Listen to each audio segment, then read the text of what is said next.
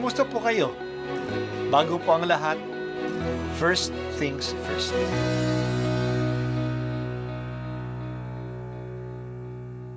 Good morning po.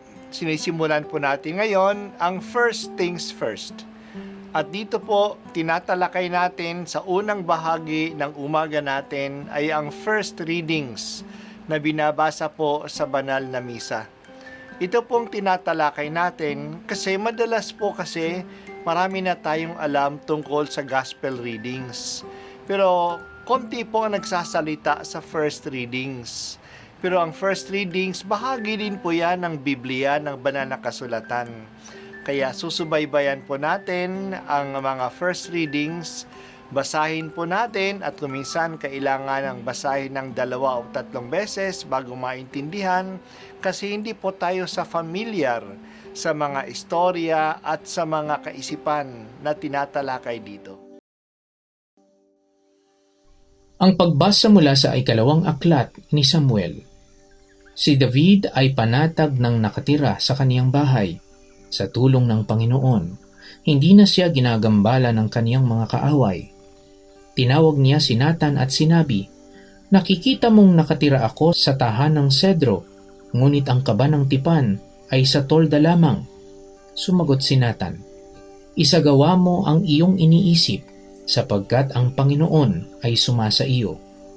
Ngunit ng gabing iyo'y sinabi ng Panginoon kay Nathan, "Ganito ang sabihin mo kay David, ipagtatayo mo ba ako ng tahanan? Inialis kita sa pagpapastol ng tupa upang gawing pinuno ng bayang Israel. Kasama mo ako saan mang dako, at lahat mong mga kaaway ay aking nilipol. Gagawin kong dakila ang iyong pangalan tulad ng mga dakilang tao sa daigdig.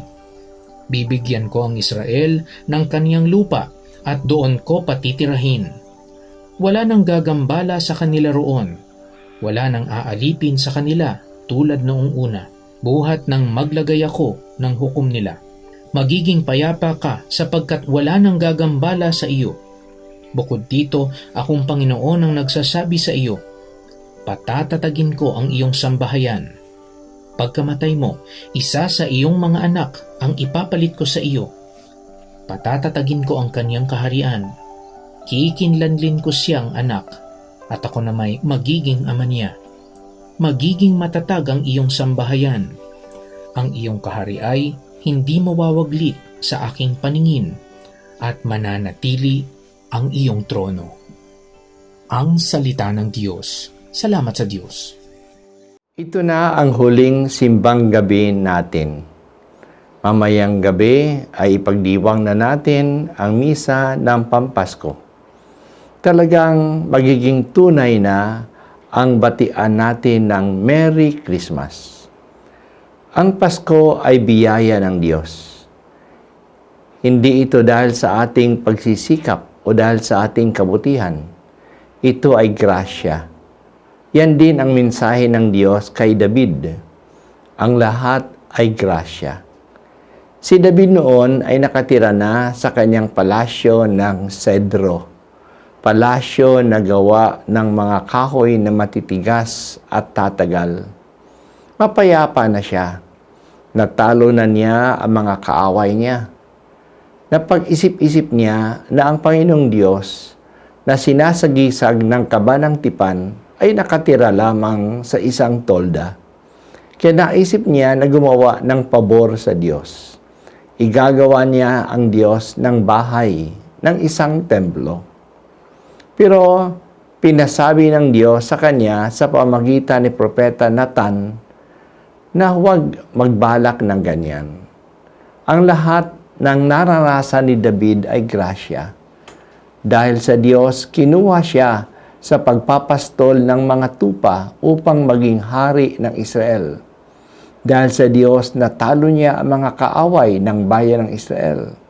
Dahil sa Diyos, naging matagumpay siya sa lahat ng mga kaaway niya. Kaya ngayon, wala nang gagambala sa kanila kasi natalo na ang lahat ng mga kaaway. Hindi na sila mapapaalis sa kanilang lugar. Pero hindi pa sapat ang mga grasyang ito. May isa pang grasya na gagawin ng Diyos. Papatatagin niya ang sambayanan na galing kay David. Isa sa mga anak niya ang susunod sa kanya na maging hari. Ang lahat ng mga hari ng Jerusalem mula noon ay manggagaling sa lahi niya. Hindi mawawala ang paghahari sa kanyang lipi. Itong lahat ay biyaya ng Diyos. Nakipagtipan ang Diyos sa lipi ni David. Totoo na ang lahat ng mga hari sa Jerusalem mula noon ay galing sa pamilya ni David. Pero dumating ang panahon na nawala na ng hari ang Jerusalem kasi nasira na ang kaharian ng Huda. Tinalo sila ng mga Babylonians at winasak ang kanilang lungsod ng Jerusalem at pinatapon ang hari nila at silang lahat sa Babylonia.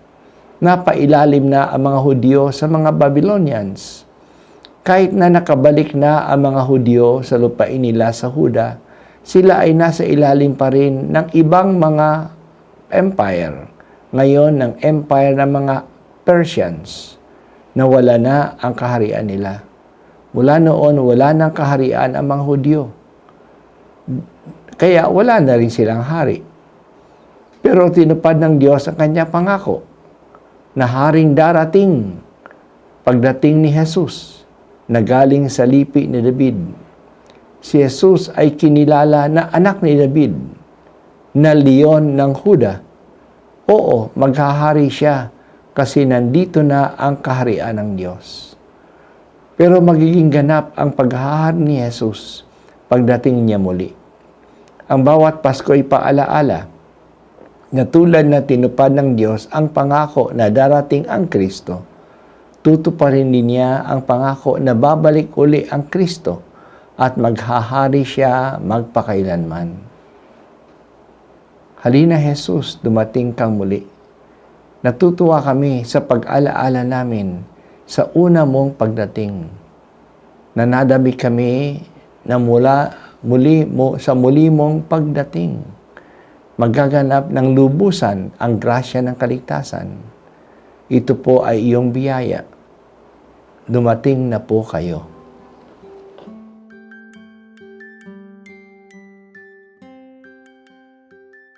At ako po ay si Bishop Broderick Pabilio dito sa First Things First.